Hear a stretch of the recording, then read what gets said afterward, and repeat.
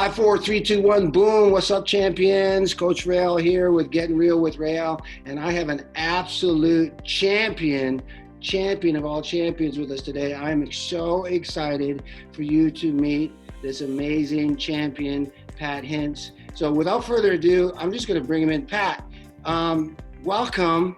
I'm so excited that you're taking time out to, I'm going to switch the view here. I want to see. Yeah, hey, Riel. There you go. So how are you doing, Pat? Dude, I'm doing great, man. Thanks for having me. I couldn't be happier. So good stuff. Well, you know, I like to interview champions. That's what I do on my podcast. I interview men, women, people that I really see as making a difference, influencers. You know, one of my things is, you know, how do you want to be remembered? You know, what do you want on tombstone? What kind of legacy do you want to leave behind? And I'm always looking for people that I truly believe, you know, for lack of better words, almost like modern day prophets walking around with answering their calling. And when I met you, man, I was just immediately connected with you. But, you know, on this show, I like people to hear your story. I truly believe, you know, one of my pastors once said, you know, not one of my pastors, the pastor, you know, he said in a service, and when he said that, I was like, yes, that makes so much sense. And he said, Jesus, you know, I'm going to speak it. My people who follow me know it. You know, I'm not, you know, I'm not mad at you for whatever, but, uh-oh, we stopped here. What happened? Hold on. Are you there, Pat? Yep, I'm here. Okay, our live video stopped for some reason. Okay, hold on. Why did it do that? Okay, we're recording. Wow, that's the enemy for sure. Did you see that? Yeah. Wow. I've never had that happen. Okay, why would it do that? Okay, we're gonna do this again. That was really weird. Okay. That's really weird. Have you ever had that happen? I don't know why that would happen. Okay, let's do this again. Let's see what happened. Okay, we'll take two. I'm an actor. We'll go with it. Hey, yeah, let's go. Okay, here we go. 5, 4, 3, 2, 1, boom. What's up, champions? We got take two here, and we are frozen. There we go, we're frozen. Don't know what happened, but I know what happened. The enemy was getting in our way. What I was just saying is my pastor once said to me, or to all of us, he said, Jesus doesn't need any more preachers. He needs storytellers. He needs us to show up and share our story, and, you know, our stories will make a difference. So with that said, I'd love to hear your story, you know, your journey, where you went from, you know, as far back as you can remember to where you are now. Yeah, I love it that you referenced your pastor. I actually married the pastor's daughter. So, yeah, that's a whole nother story. I won't go there entirely, but from, well, let me tell you about that. I have a beautiful wife. I married up. I did a good thing, of 33 years now. So, Riel, I always say that if she ever decides to leave me, I'm going to go with her. It's just sort of the way that it works, and so it's all good. We have 3 beautiful daughters, one that's old enough to be out of the house, married, and made me a grandpa for the first time last year, which is really cool. And then my youngest daughter, Gracie, is a junior in college this year, so she's got one more year left, and she just got engaged this summer, so she'll be married when she gets out of school and everything like that. And then my middle daughter, Sadie, who is our special needs special one that God blessed us with, that is now 23 years old today, as a matter of fact. So anyway, that's all good. That's the family. That's the whole purpose of everything. But my story from a business perspective, Riel, really, I'll bring you back to a time when I thought I did everything right. I was supposed to go and get a good education and then go find a good job. That's what I was told. And so I did that. I squeaked my way through college, and then I got a good job in Milwaukee, Wisconsin, which is where I still call home. This is my home office where I'm at here today. And I was working my way up the corporate ladder, knowing that life was getting good and better, but I didn't want to do that the rest of my life. I didn't know what it was I wanted to do. I knew that I always wanted to have freedom, and I didn't exactly know why. But I didn't want to have to punch a clock every day. And I've always had a little bit of an entrepreneurial streak in me, a little bit of that, you know, just what else is out there type of thought process. And but I never really looked at anything. I went back and forth to work every day and thinking that, something would come my way. It never actually did until I saw my dad work for a company for 22 years and he got let go. He got downsized, and it scared me. And I thought, if they could do that to him, they could do it to me in a heartbeat. And so I'd go find something. And I went to, here in Milwaukee, an entrepreneur show where they had all these different businesses that you could do. And I knew I couldn't afford a great big yellow M or some kind of big known franchise name of some sort. But I thought maybe I could find something there. But the way that when I walked through it, everything was so expensive I couldn't afford it. And I thought, man, I don't think maybe that's not the direction. And having done that, I actually got introduced to a home-based business opportunity from a guy at a desk at a department store that I had walked past every Wednesday for 4 years, saying hello to him every Wednesday when I sold paper to what's Kohl's department store here in Milwaukee. It's gotten a bit bigger over the years, but one day in 1990, I walked past his desk. I said, "Hi, Mike," and he looked up and he said, "Hi, Pat," and he asked me a question very nervously, and he said, "Have you ever thought about starting your own business?" And I immediately said yes. I just haven't invented anything yet. And he introduced me to a direct selling concept of people who get people who get people. And I saw it, and quite honestly, I instantly fell in love. I thought that's awesome. That's just a great way to do things. Many people I've told the story to have shared with me that they've, well, didn't you see a pyramid scheme or something like that? And I was like, no, I saw my job, my regular corporate job, where I was one of 3 people who worked for or had to answer to a boss. And that boss was one of 3 people that answered to another boss. And that boss was one of 3 people that answered to another boss. So I don't know, corporate America looked like that to me. So I was like, yeah, I'm interested. And he shared it with me, and he didn't have any answers. I asked him, have you made any money at this? And he said, no. And I said, do you know if anybody's made any money at this? He said, no. And I said, well, don't worry about it. I'm going to do it anyway. And he looked at me and he said, well, me too then. He wasn't even in when I shared, when he shared it with me. He wanted to see, and that was the easy touch that I was, right? And I got started. And I thought, well, I'm going to start this on the side, entrepreneurial endeavor, talk to some people, see what happens. Most of the people that I talked to early said no. But I found out later that they said no. What they meant was no, not yet. I'll wait and see how you do. And then all of a sudden, as I stayed with it, they came back to me and said, hey, how's that going? I said, it's going great. You want to work with now? And then I talked to them, and we talked to some other people, and we started building and growing and doing this, not even with the technology like Zoom, but we just started doing it in different places and with people in person. And it started to grow. It started to build. I actually made enough money to walk away from my regular job. And at that time, it was like, oh my gosh, that was awesome. People said, do you have mixed emotions about, did I have mixed emotions about the day I went to my boss and said, hey, I can't afford to work here anymore? And I always answer it with, yeah, joy and happiness. Those were the 2, right? Yeah. And so from that day forward, it's been, 26 years now since I've had a job. I built a team of about 250,000 people, people get people get people.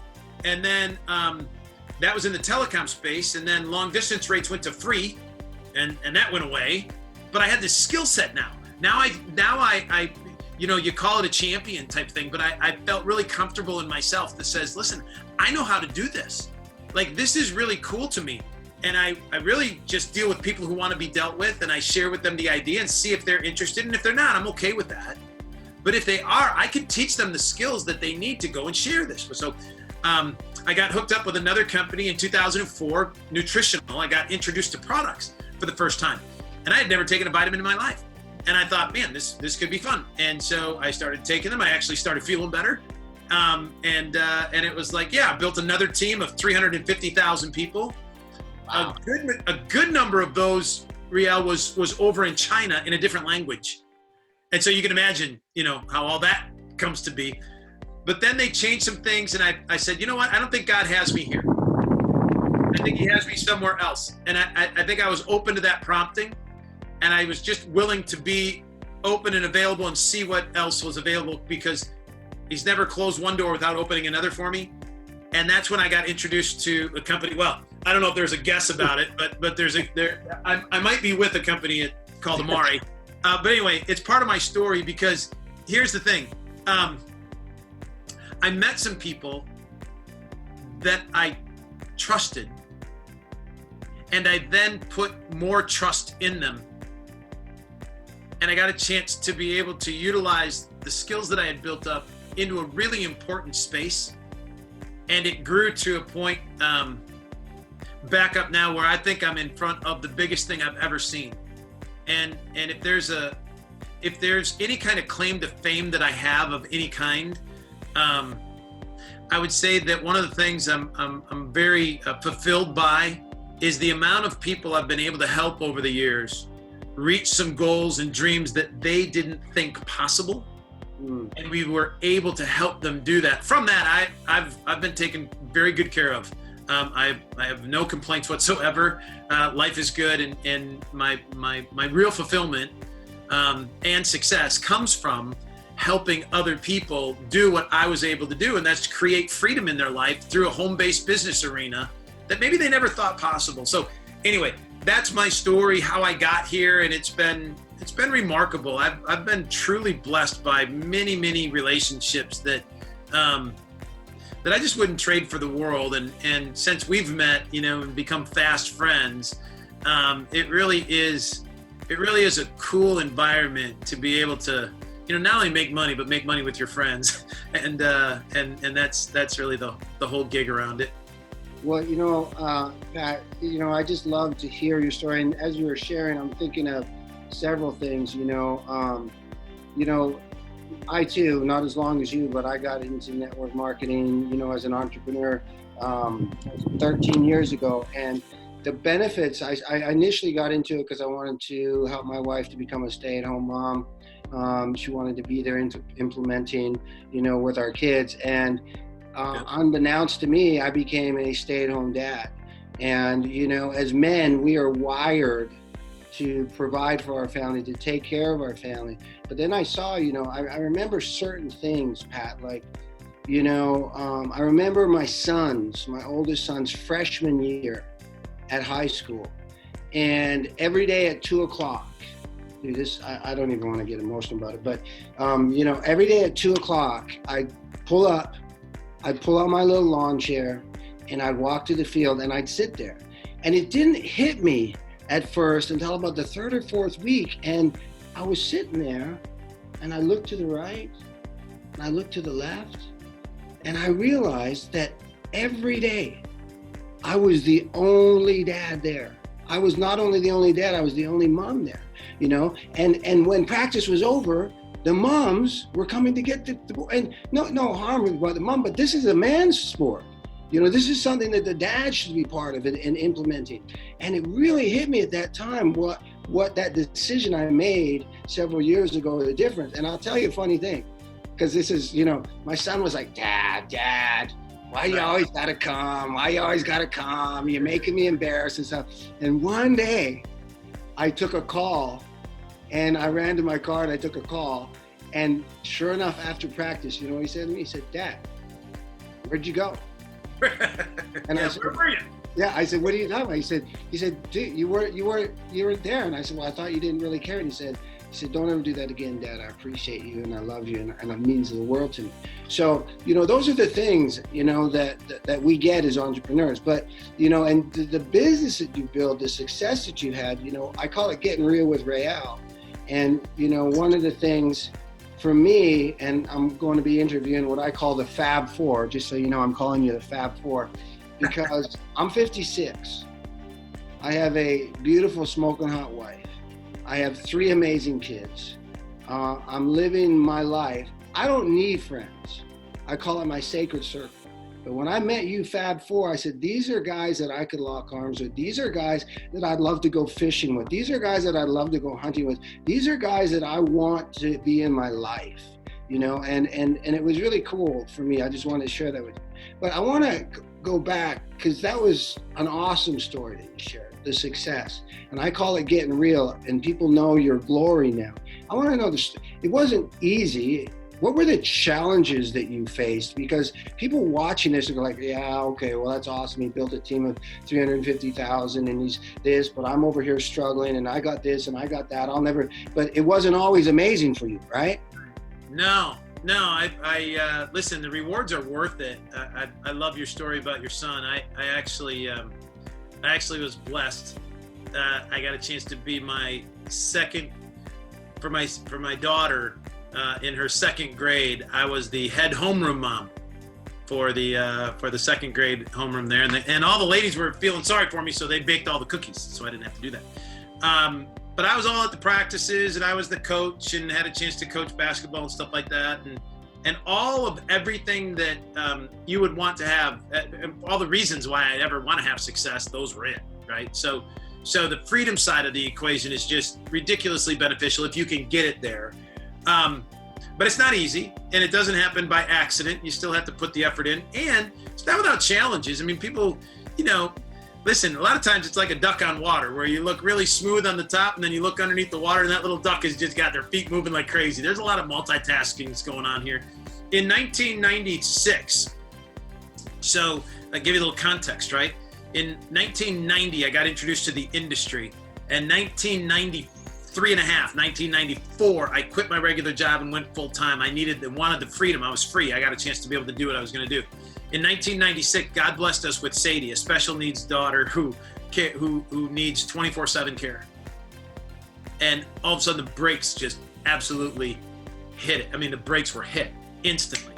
That happens to anybody. It's the way it is. I believe that I certainly have categorized it as a blessing, but there's no way it doesn't come without challenges and issues and heartaches and hardships around that whole process. So you have to figure it out. It just becomes your new normal. And I take a look at this and go, listen, Sadie, for us, my daughter, is as much of a challenge as other things are for other people. And so everybody has something. It's called, I give a little tip every time I train with people. I was telling them, listen, it's called life. It just happens. And I tell my girls all the time, it's not what happens to you. It's how you deal with what happens to you that matters. And you can decide to take it whatever way you want to. God gives you that freedom. And for whatever reason, Rial, I was blessed with this weird ability, almost annoying personality trait that has a tendency to see the silver lining in virtually everything. Like almost to a fault, that my kids are like, Dad, can you at least allow us to have a little, trauma in our, before you go on with the silver lining speech, can you at least have a little empathy with the fact that hurt? And so I've had to learn how to do that, but I've really got a bent of positivity around the fact that everything happens for a reason, period, end of story. We do not know why, can't figure it out. It's not ours to figure out. That's just not the way it works. The way it works is that whatever is dealt to us, we deal with it. It becomes our normal. We take it and we make the best of it, because whatever you go through goes through for a reason, even if it is challenging and something that people says, there's no reason for this to have something go like this. There's the ultimate answer for me is always, yes, there is. Yes, there is. There's trials, there's tribulations, there's challenges, there's everything that's in front of all of us. And yes, it's heavier for some than others. And nobody's worse off than anybody else, because you can always find somebody relatively worse. You can always find somebody relatively better. Fact of the matter is, what you've been dealt with is up to you to deal with. And we can do it one of two ways. So for me, yes, there's challenges. Yes, there's issues. And yes, there's real moments. No doubt about that. I can, we can list them off, and Sadie's probably at the top of the list, but there are other things that have happened over the years.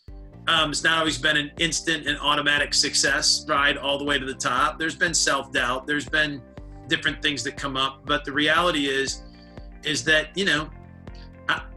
I think the reason we hit it off so well is because I have a core belief that every single person is born to be a champion. Period. They're born, you and I just have to let that come out in some form or fashion. The world wants to beat you back with it. They want to beat that down And there's a whole world out there that just says, no, you can't be this and you can't be that. But gosh, there's a spirit. God's given every single person the spirit of a champion. And it's just about letting it go, leaving it out there, and finding a vehicle that allows you to amplify it. Whatever that is. If it's my company or another situation or whatever else you're doing, let that be the catalyst to being everything you can be, because I think that's probably what somebody else needs. Like somebody else needs that from you. And so we do it unselfishly, but it's what God's provided for us. And I think it's a calling for all of us to do as best we can with what we've got. So enough preaching for the night, but that's where I'm at, brother. No, it's real. And it's funny because as I was listening to you, I was laughing because yes, when I turn it's blowing my thing. But yes, I call everybody a champion, and my slogan is I will believe in you till you believe in yourself. But it's like I was laughing because my family gets just as crazy with me because I'm the guy, dude. I will see the glass half full in an instant, like in an instant.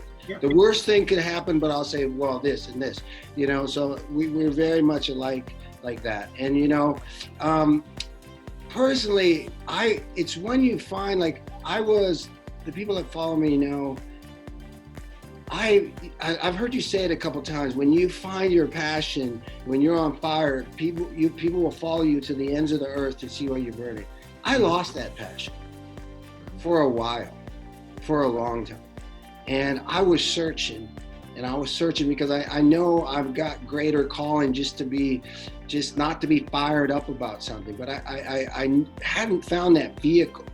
And then when I found Amare, dude, the fire just blew up in me. That's why, I'm doing this, because I want the world to know about not only this company that I found, this mission that we have, but the men behind it, the women behind it, because that's really what it's about, right? You got all these people that are talking about my company this, my company that. No disrespect, but I've been around a lot of people, and the pillar people behind this, I want them to know your hearts, your souls.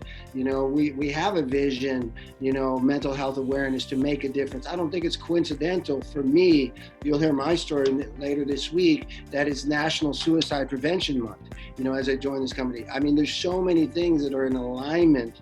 Yeah. And so with that said, for people that are just jumping in and watching this, you also didn't have to make a change.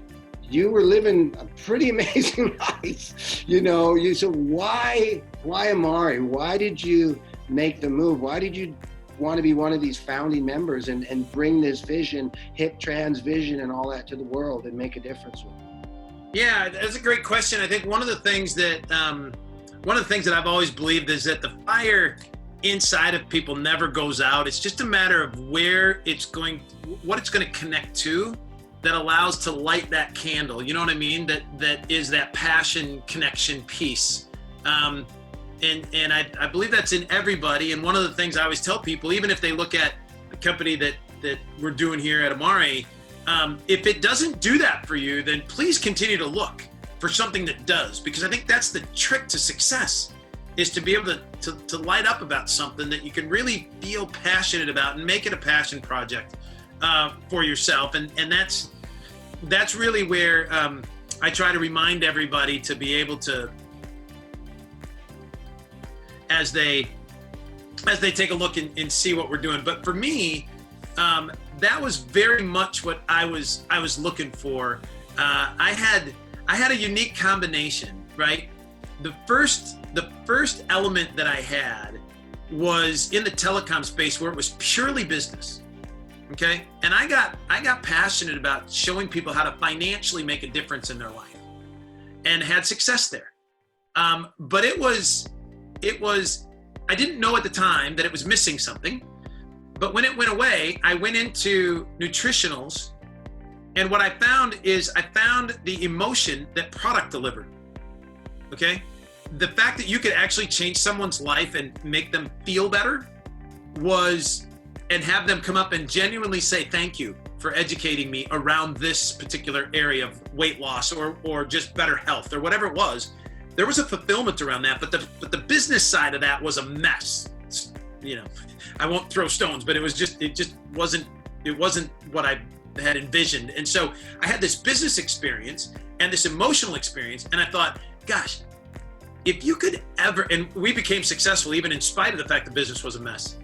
I thought, man, if you could ever create sort of a combination of really getting a hold of the emotional side of making a difference in someone's life, and you could instill the business component of how we know how to do this, if those two things could come together for a purpose, not just to come together, not the money side of the equation, you can get in 1,000 different companies. You can go make money in 1,000 different things, right? I mean, that's not the fact that those things come together were fine, but that wasn't not just for making money. I really wanted to find something that we could have some fun with and be purposeful around. And it was unique in the fact that I didn't know I was looking for Amare, because when I was asked to meet HipTran and Rich Higbee, Amare only had its name. And so I joined the company before we were the mental wellness company. I joined it because Hip wanted to start something, and I really liked him. I thought he was a really neat guy. I thought his passion was awesome. I thought he was successful, obviously. I knew Rich was a brilliant guy. I met Sean Talbot, the Fab Four, whatever you're doing with everybody, Mike Brown, our chief marketing officer. And when we all got together, we just sort of realized that all of us have issues and we should probably start the mental wellness company. But what I joined was sort of the idea to say, hey, if I could install my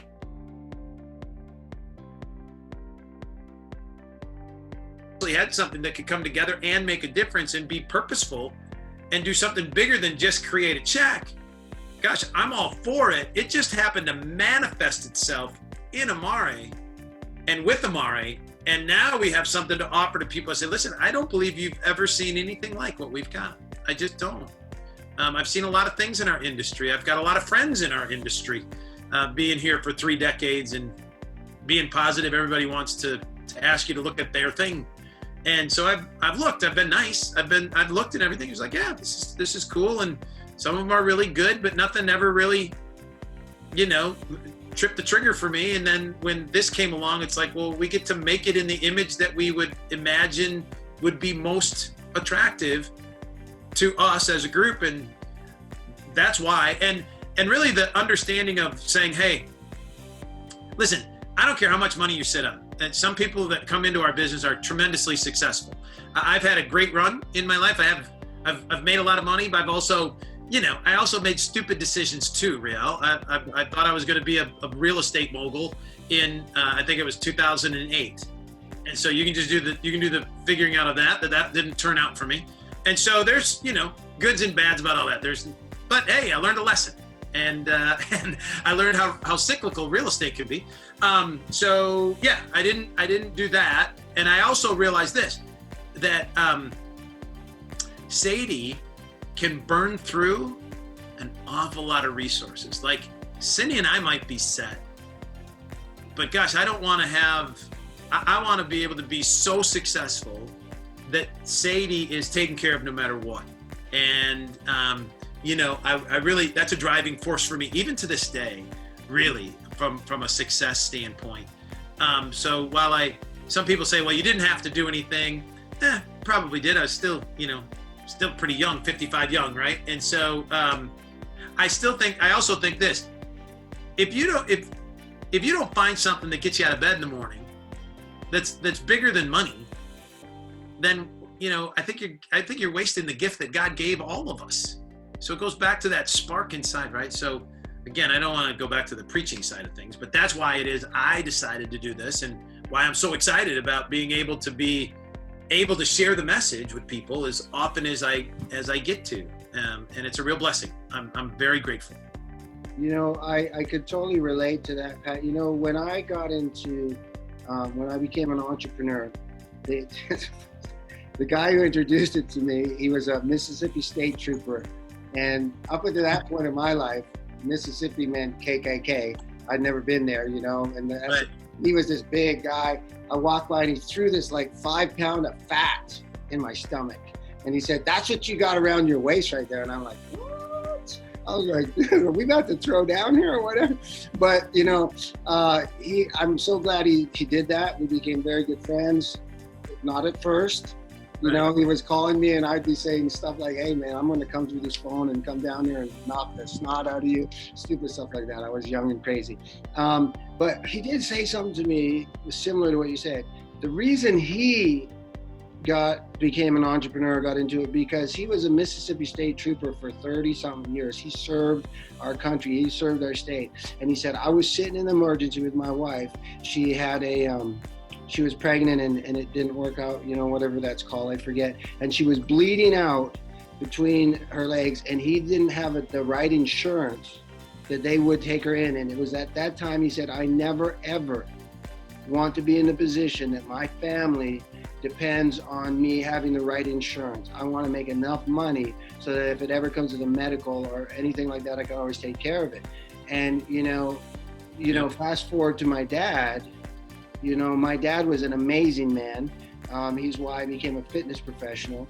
I remember when I was young, he was rolling around doing push-ups and sit-ups, going flexing, look at this. And I thought he was crazy, but he's planted those seeds and I became a fitness professional myself. But, you know, my dad had a great plan.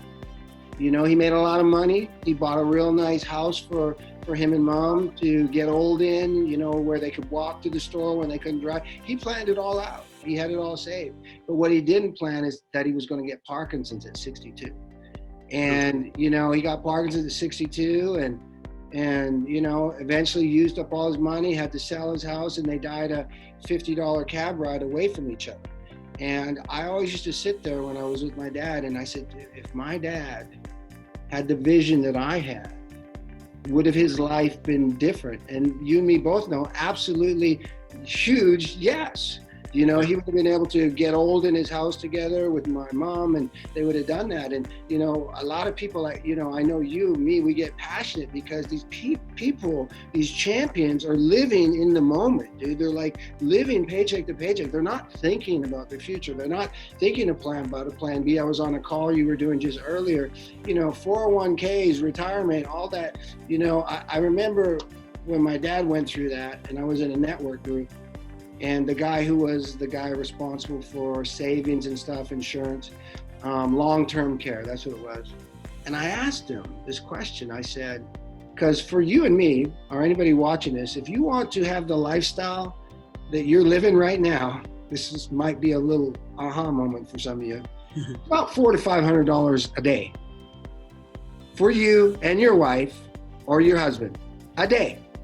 Do the math. See how long you're going to be living in that lifestyle.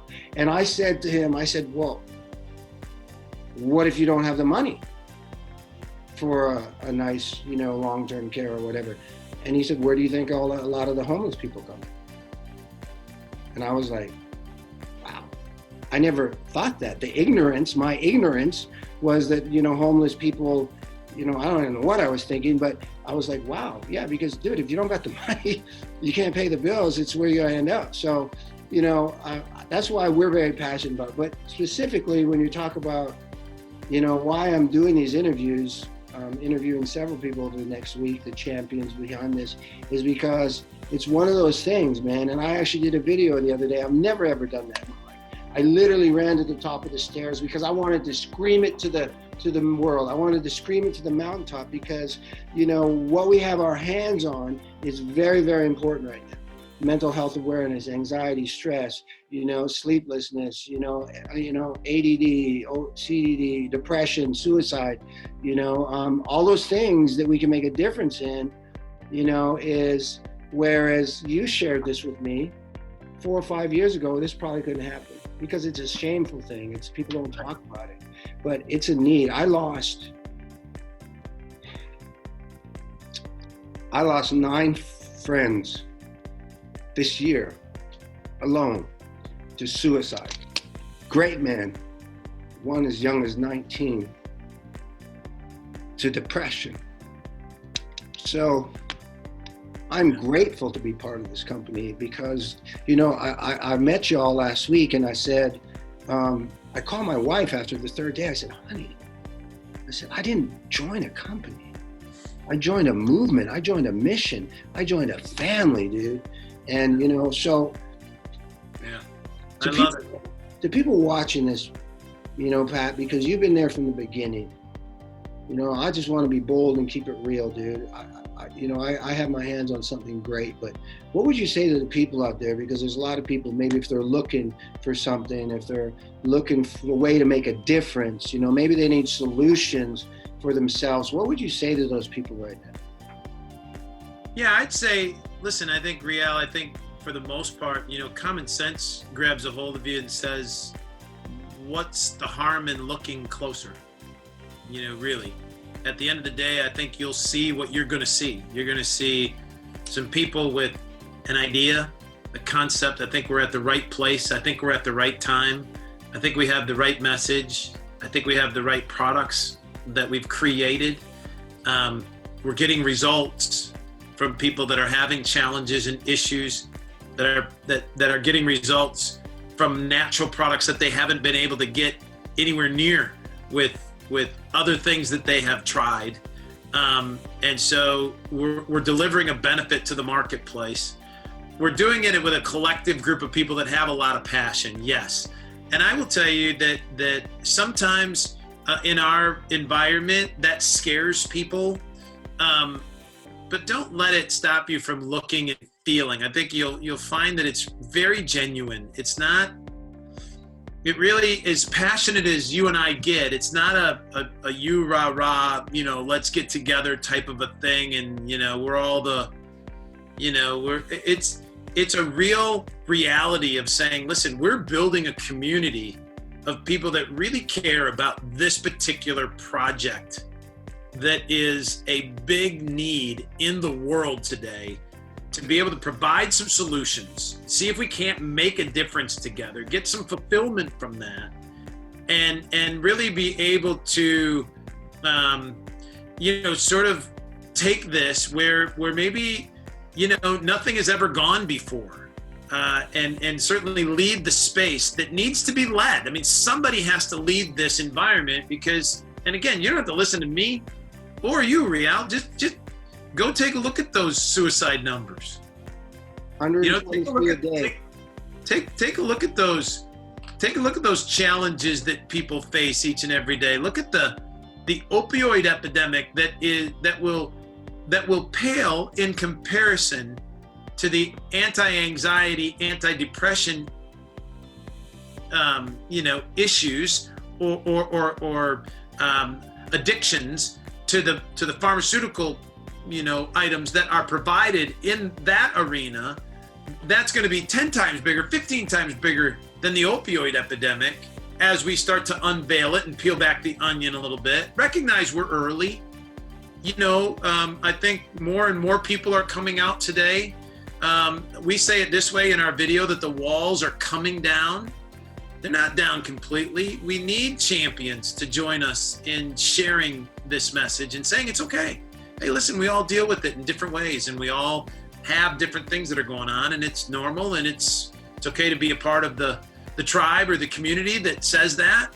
And we offer some solutions, not just in products we want to sell, but in programs and understandings of the importance of meditation and just breathing and slowing down and recognizing that you're not alone and that there are others in the community. There's just ways that you can do, journaling, just being grateful for what we have instead of worried about what we don't. If you can practice those techniques, science tells us today that biologically there's a result and an effect. So all of us learning a little bit more about this creates a community of people that has a message to deliver. We've created a platform for you to be able to do that in a place that makes you feel, welcome, good, and is rewarding all at the same time in a number of different ways, including financially. So I would say to people that are out there looking and maybe watching this, that doesn't hurt to look. If it lights up and it connects with you, then great. And if it doesn't yet, and maybe it's just a time for the products to see if in fact you can take a little edge off or be able to create a better you tomorrow than what it is you have today. Maybe that's the purpose you're getting in front of us. I do know this, Riel, I believe this in my heart. There are people watching right now that I have no idea why, but you are in front of this message right now for a reason. Yes, sir. And it's probably not my reason.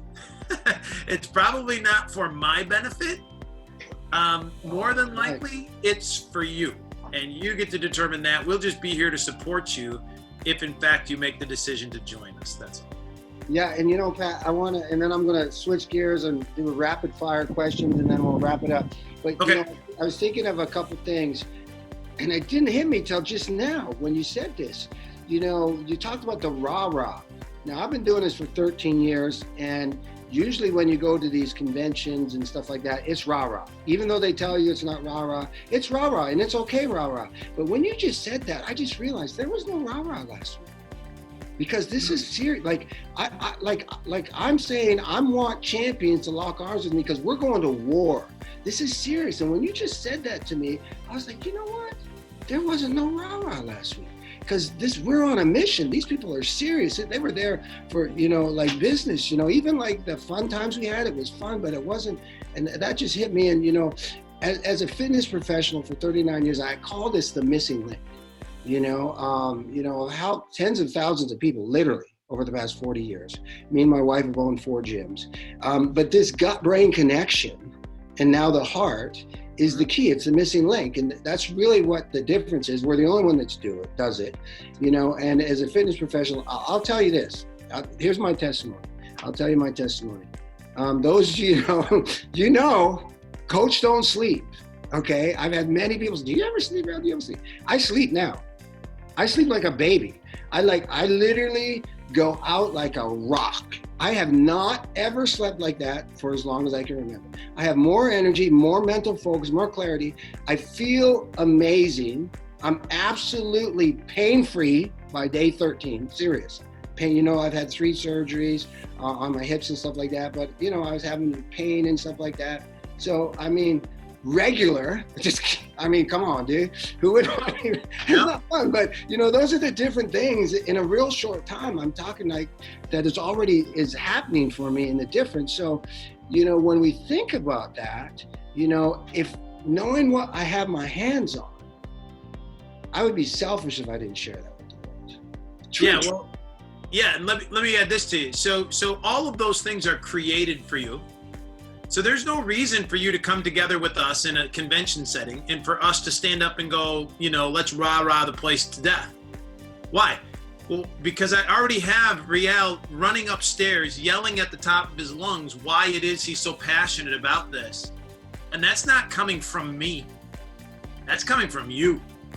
So in this environment, we look at it and go, listen, we're not here to motivate you or inspire you or anything like that. We're really here to be able to say, listen, whatever's inside of you, this message, I've never seen anything like it, by the way. This is new to me. The ability for people to lean into this message and to really grab onto it is very unique. I haven't seen this much connection with anything that I've ever done in this environment. And it's, again, I think it really is what fuels the current growth, but it's nothing like what we're establishing. If you create, you know, after 2.5 years, something like that, we'll create the base of people here that the entire company will be growing from, right? We probably got another half a year, 8 months, 12 months, maybe 18 months at the outside, because we've really only been in existence, I think 21 months now, officially, right? From our official launch. So, you know, 2 or 3 years worth of foundation is what a multi-billion-dollar company can sit on. And I don't have any doubt about it. So it's a matter of who's going to get in, and then how are we going to do this as we go out and expand this? Because this is the message that the world needs to hear. And so, anyway, that's what happens. That's why we don't do the big rah-rah stuff, because there's enough passion and belief and leaning into it just from the project that we've created here. So. Okay, awesome. So here we go. Rapid fire. You ready? Rapid fire. Love to have favorite superhero. Oh, okay. So it was Superman, but it has changed since I've seen the Marvel one, where the gal is Marvel or whatever, you know, Captain Marvel. she's amazing. Like she does that and it just knocks out everything. Like who's going to beat that? There's nobody close. So yeah, no doubt about it. All right. So if you could be a superhero and you had a superpower, what would it be and how would you use it to change the world? I probably just use Captain Marvel's. I just do like that with my hand and everybody be okay. Because it's over. It's like, well, they gave her so much power that it's like, well, geez, who's going to beat that? Like she can just do that and everything in the world just explodes. So, I would do that. But I'm also a flying nut. So I would love to fly and to be able to do that. So what would I do? Oh, I know what I do. I know this is going to be sappy for some of your listeners and viewers. But if I could, as much of a blessing as Sadie has been to us, I would do this and all the special needs people would be whole. Wow. That would be the way that I do it because I know inside of each one is a special person and at some point in time they'll be made perfect in front of God. But if I could do that, that would be a cool thing. That would be really cool. Last one, Pat, man, that's I ask that all the time. I haven't got one like that. That was powerful.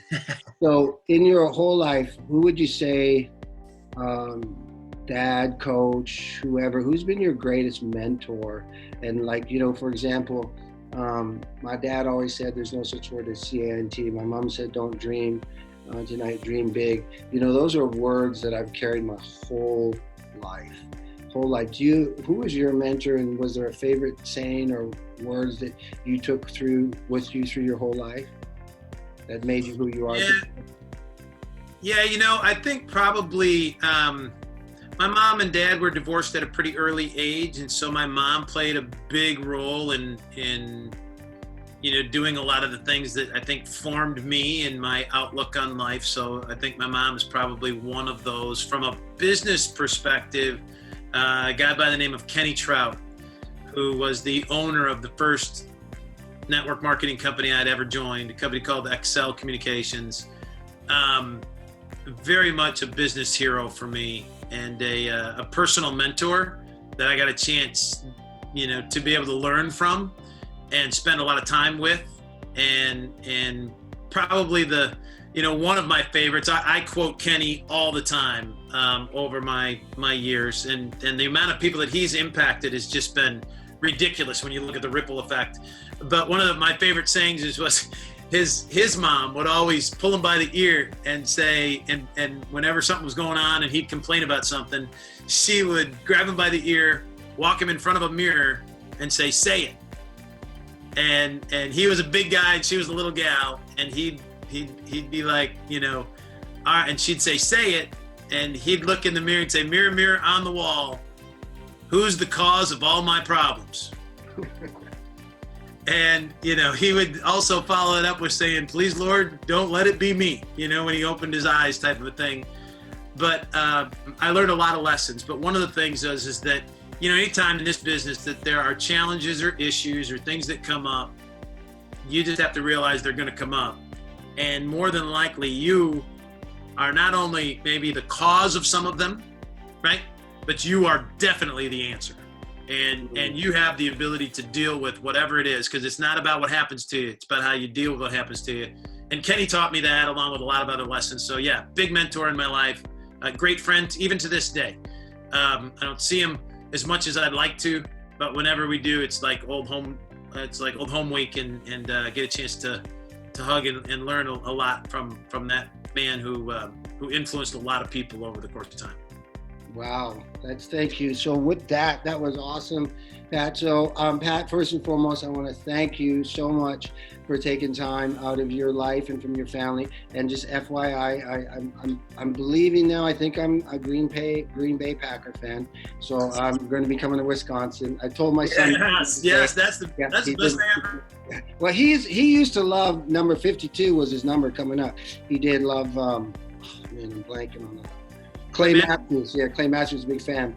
So, but anyways, champions, we really want to appreciate you for taking time to watch this.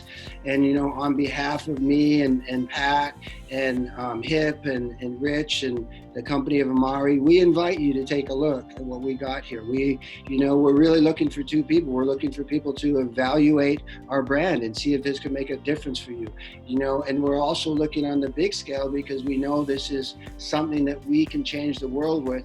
We're looking for champions that want to lock arms with us, that want to take this vision, to a whole nother level and make a difference. And in the process, if you want to make an extra 500, 5 to 1,000, 1,000 to 5, 5 to 10, 10 to 15, 20, 25 and above, it's all possible with this. It's just really about you and, where your goals are and where you want to take this.